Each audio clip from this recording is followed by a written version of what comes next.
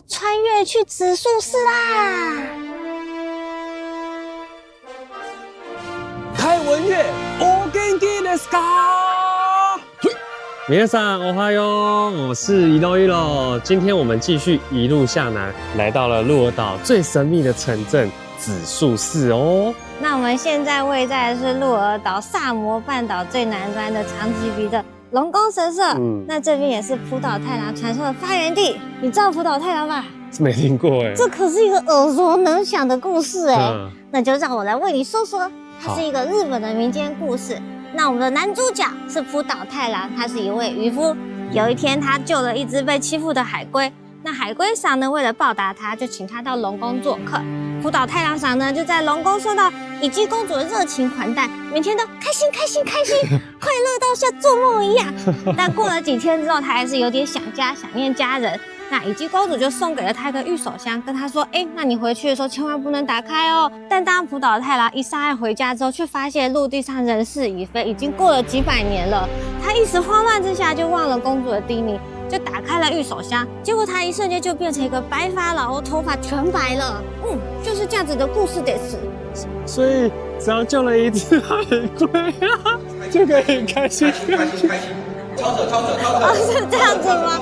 不是变成老头吗？最后结尾很悲伤哎。我对浦岛太郎的故事有点曲解了。你是笑点这样能被戳中笑点吗？奇怪，笑点在哪里？龙宫神社主祭海神丰玉姬，不仅被视为海上守护神，祈求航海平安与渔获丰收等，也被人们奉为姻缘与良缘之神。其历史可追溯至7世纪，建筑风格融合了中国古代宫殿元素，以红白相间的外观在蓝海背景中格外耀眼。神社中供奉的龙神与象征长寿的乌龟，深受当地人与游客喜爱。据说在此祈求恋爱或婚姻特别灵验。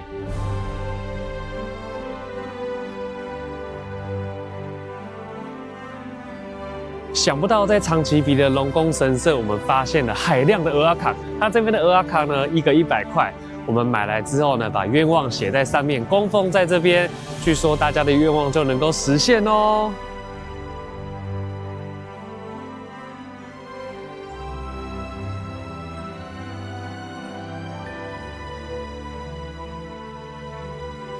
从神社前往海甲的路上，可以看到浦岛太郎跟他的海龟小伙伴。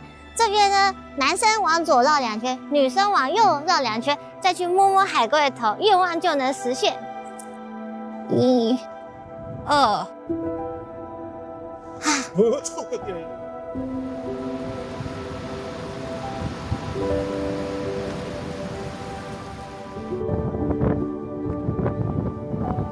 记者现在所在的位置是在长崎鼻灯塔，大家可以看到现场的风势相当的大。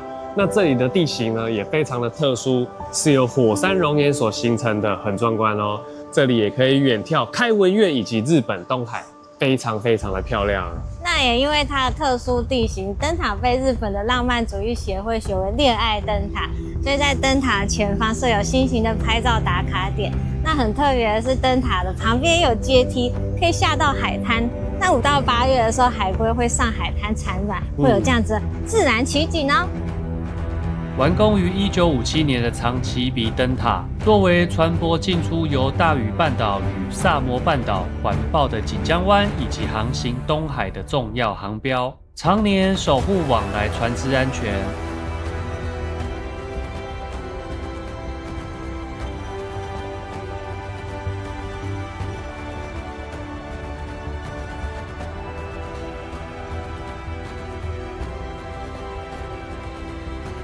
各种角度的开文乐，非常的壮观哦。这样子好像是一个饭团，上面撒了盐巴。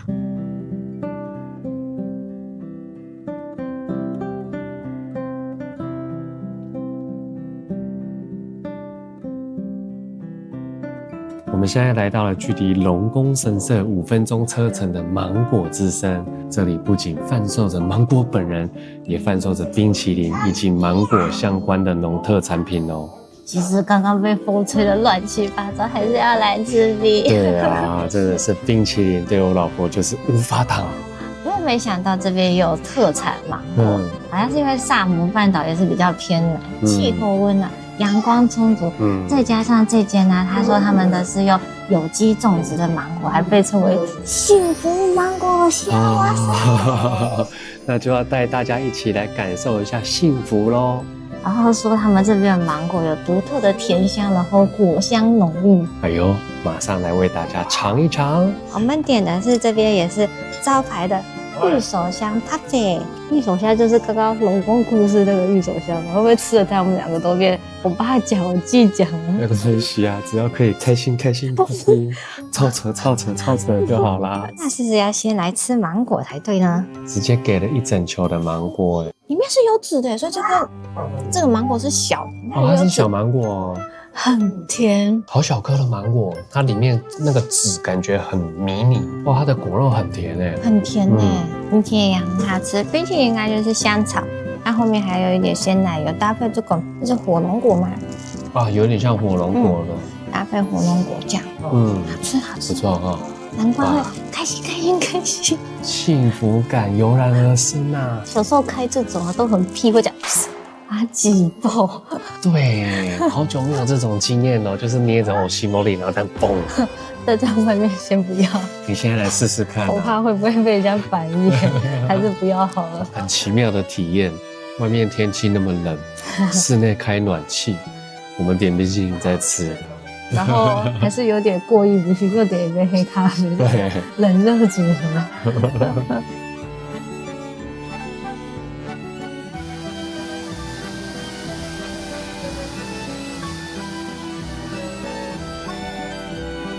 流水素面。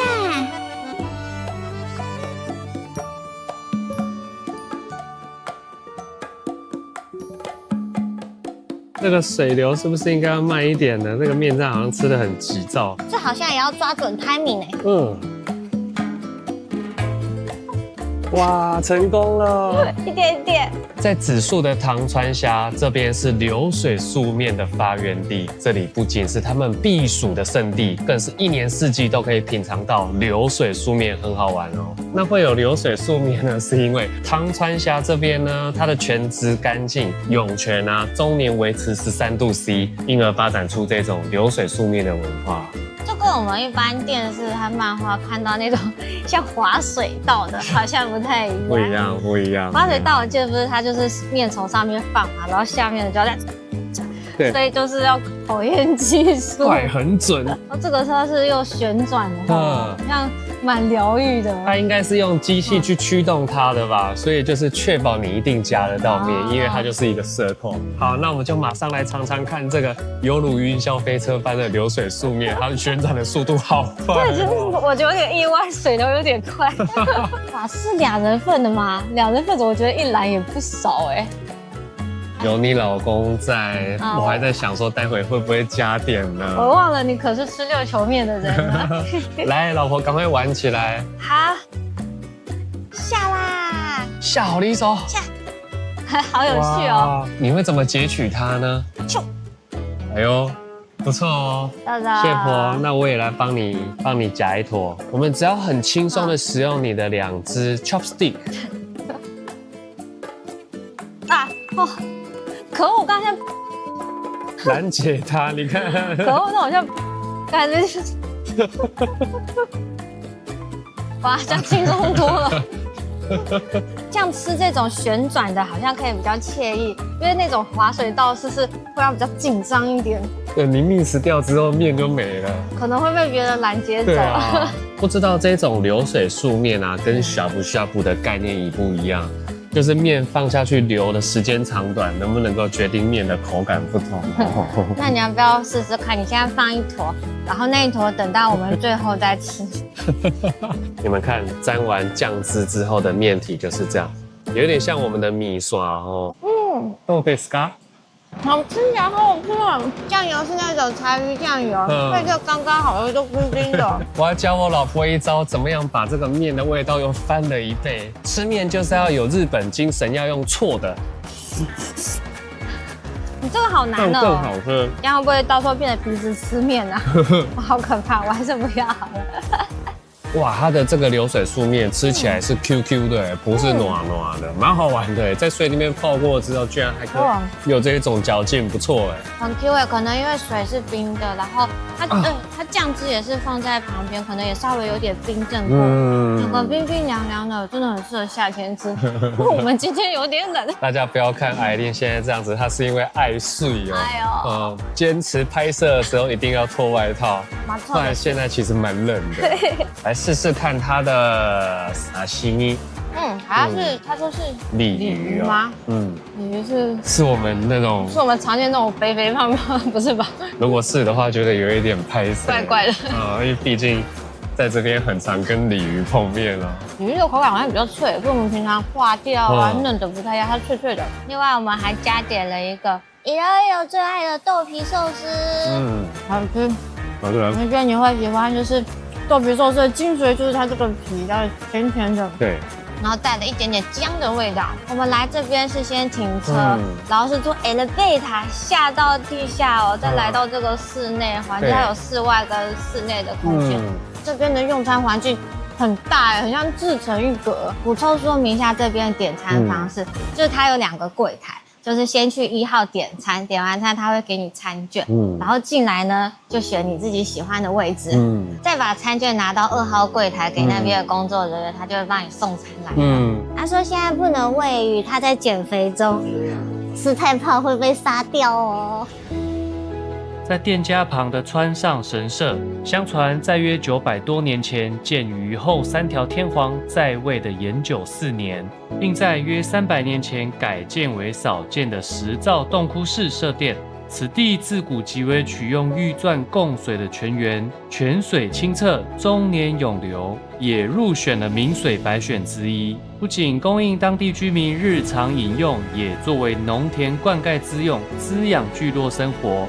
因神社与水源密切相关，也被视为守护水源、祈求防止水难与水害的信仰中心。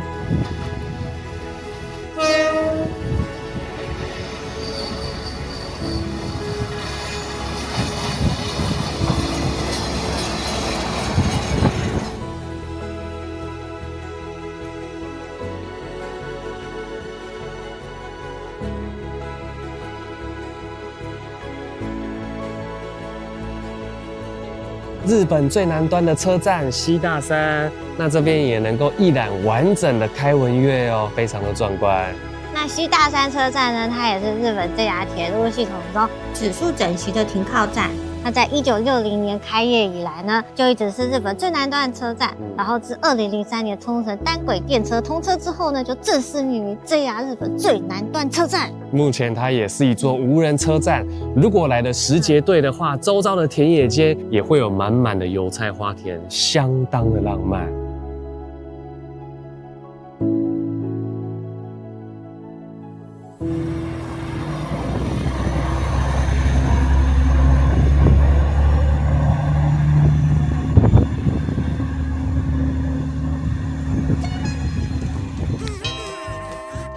在西大山这边呢，还有另外一个小景点，就是刻有着油菜花王国的这个幸福钟，敲响它，一样幸福就会降临哦。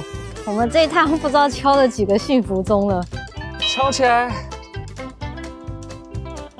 没想到还有另一个景点是黄色油桶，因为黄色象征着幸福，也与这边的油菜花相呼应。再加上这边可是最南端的车站啊，从这边继续出去，一定是个幸福满满。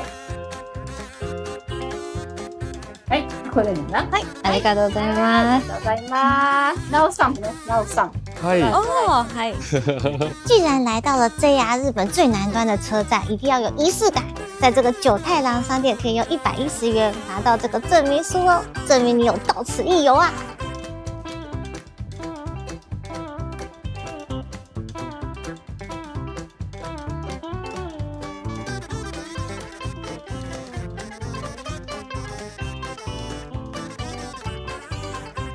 这座指数式的池田湖是在5000多年前历经了火山活动，期间经历过多次喷发而形成的圆形火山口湖。它的周长大约15公里，最深深度达233公尺。若把台北101放进去，大概可以淹到50层楼左右的高度。它呢也是九州最大的火山口湖，同时也是日本第4深的湖泊。至于第1深秋田田泽湖以及这边，我们都收集到啦。湖畔四季花卉交替绽放，其中最具代表性的是每年12月中至隔年1月盛开的油菜花田，金黄花海映衬着雄伟的开文月，形成如画风景。油菜花之路也入选了美丽日本最想漫步之路500选。每年1月举办的油菜花马拉松活动更为当地年度盛事，让人提前感受春天的气息。这个游戏设施做得像水怪一样哦。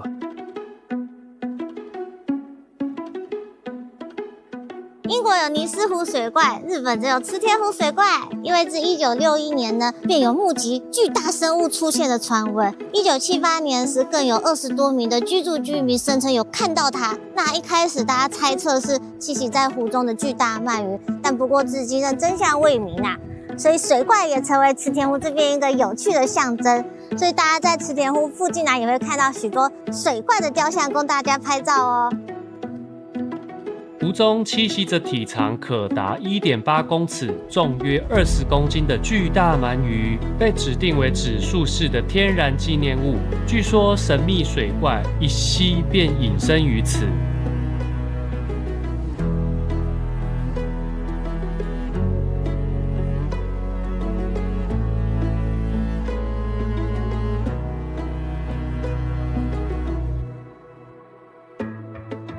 在池田湖畔的黄金鸟居是近年人气极升的能量景点，在这边不仅能够远眺开文月以及池田湖的美景之外，据说参拜后还能够提升财运以及事业运。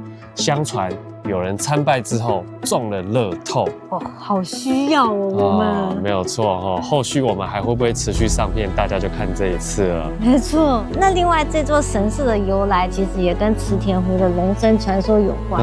据说很久以前有一个很贫困的青年，他为拯救重病的母亲，来到池田湖这边祈求。这时候湖面金光闪耀，龙神现身。那龙神就告诉青年说：“你在太阳升起、光照射的地方去挖它，挖呀挖呀挖。”那青年就遵照他的指示，还真的挖出了金矿。那青年就用金矿的所得拯救了母亲与村民，让这片土地逐渐繁荣起来。那也因此后人就在此供奉龙神，所以这边就是祈求财运、幸福与丰收啊。也因此，神社祭祀着源自池田湖附近的旧矿山大谷金山。鼎盛时期曾有近千人于此工作的黄金鸟居，而象征龙宫传说的喷吹幸福之水的金风龙鸟居与龙像都金光闪耀，成为指数最具特色的祈福景点之一。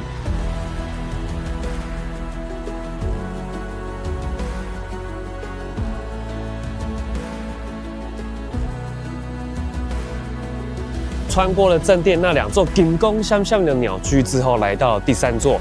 大家有没有看到上面有3个篮子，分别为小、中、大？我们只要准备1枚 coin。据说如果投入小篮子里面的话，你们在年末跟明年应该会有财运。那如果投中中的人呢，表示你的财运会上升。那如果投到大的，你不只拥有财运，也能够拥有健康，人生胜利组啊！嘿。是风把它吹回来了。我听到硬币掉在地上很清脆的声音啊！神明表示听无你在讲啥啦。考其他金风龙珠，据说只要触摸了之后，大家的财运就可以爆棚，摸起来咻。在这边有个非常特别的投土球活动，5颗只要100日币。据说我们这个土球只要投过这个圈圈，落入那个长得很像漏斗的地方，它就能够启动机关。此时此刻呢，嚓啦！据说这一只金龙就会开始喷水哦。但是大家刚刚也看到我的准度了嘛，我们不如选择直接投币，就像夹娃娃机的保夹一样，让水直接吐出来不就好了吗？好气啦！我们要靠机器的力量啊！来了，投吧，展现一下文明的一面。哦，好快啊！真的有哎，你们看，锵啦！它的机关启动的好快哦！可是我以为水会往那个湖面喷呢，我也以为耶，结果怎么是喷在地下？哇，好刺激哦！锵啦，真的有哎！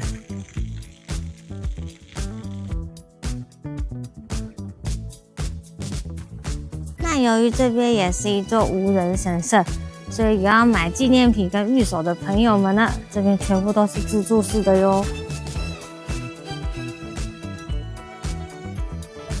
紫树车站附近的青叶这间餐厅已经有50年历史喽，它是主打黑猪地鸡以及鹿儿岛在地的料理。那我们是点温泉蛋冻，还有萨摩定食。这个温泉蛋冻呢，它的温泉蛋之所以厉害，是说它是用那个沙蒸温泉去弄的温泉蛋哦。这样子就是我们体验的那种沙浴温泉。要给大家再看一下这种。哦，在抖动的感觉。然后旁边的黑猪肉啊，它是有用他们这家店自己的秘制酱汁去腌出来的，待会赶快来吃看。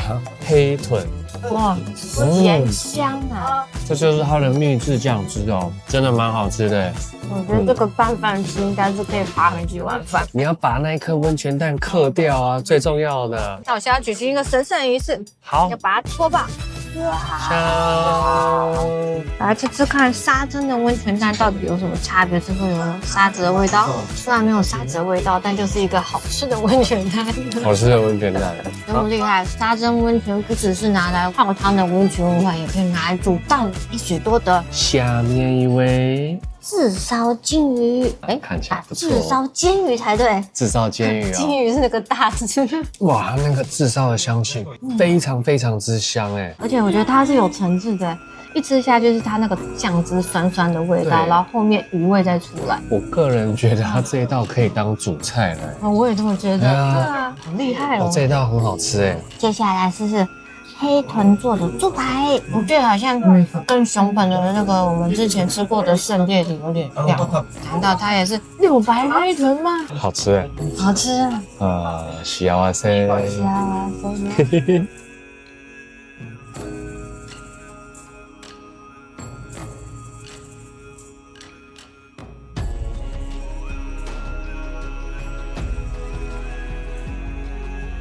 今天晚上我们入住非常厉害的白水馆，是一间很高级、占地又超级大的酒店饭店。这一间是我们目前入住过最大间的，占地5万平。开车进来的时候，不是马上到弗朗多哦，是会经过很大的庭院，然后庭院里面还有一间像博物馆，对，里面展示一些文物，对，然后才会到弗朗多对，哟。真的非常的巨大，而且它好像有4栋建筑物，然后200多间客房，然后还有浴场，哇，整个都要迷路了。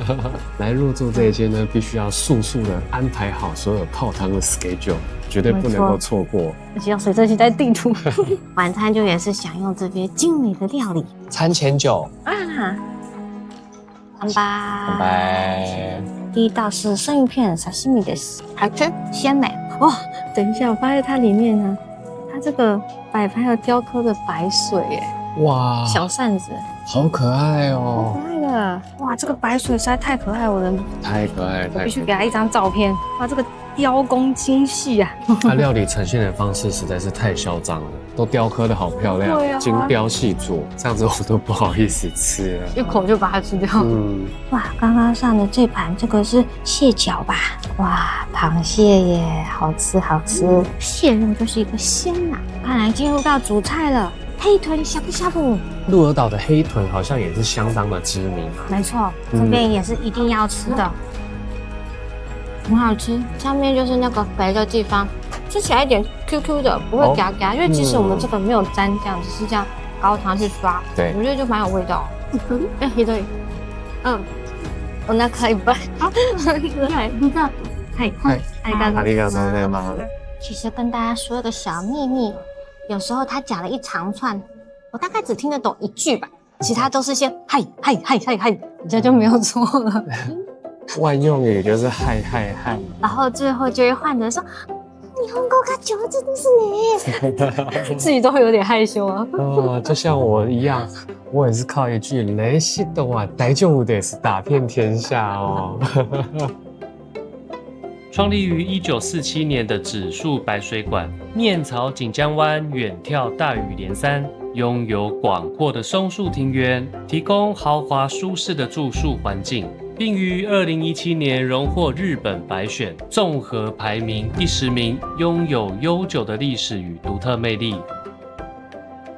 指数以温泉闻名，而白水馆更是其中最著名的旅馆之一。这里的温泉被誉为鹿儿岛最优质的美肌温泉，其室内温泉原路风吕，占地1000坪，重现江户时代公共浴场华丽风貌。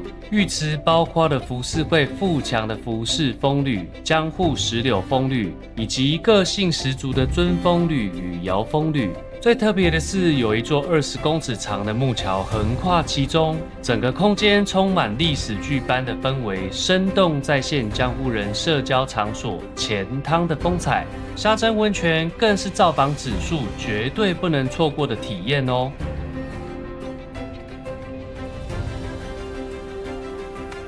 体验完鲨鱼啦！这一道闪电回来了。没错，鲨鱼也是指数这边非常有特色的温泉文化。没有体验鲨鱼就等于没有来过指数。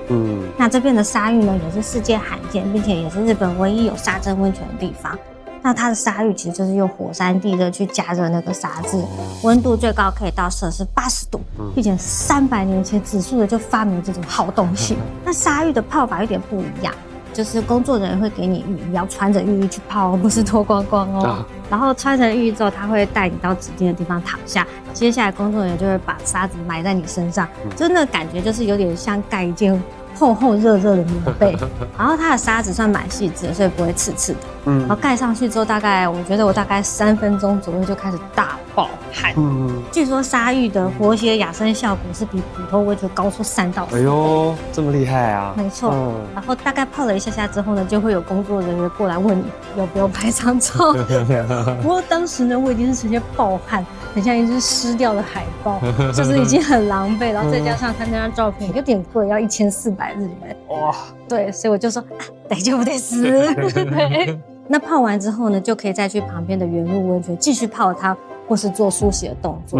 那我觉得很贴心的是，他们就是设置在同一个空间，一个在1楼，一个在2楼，所以你就不用说又穿衣服又脱衣服，又穿衣服又脱衣服，就直接裸着过去，就是一路到底一条龙可以完成所有的泡汤行程。那最后就会感觉非常的放松，通体舒畅，身体的脏东西好像全部都被排光光了。不只是一道闪电，我觉得自己还瘦成一张 A4 纸呢。然后最后提醒一下，这个鲨鱼啊，它不像原路温泉是免费泡到你爽，它单次是要收费的，所以且泡且珍惜啊。那我们今天指数的影片到这边也差不多啦，接下来也会持续释出其他鹿儿岛相关的影片，大家别忘了对我们的影片按赞、订阅、分享出去，谢谢大家，我们下期影片见，拜拜。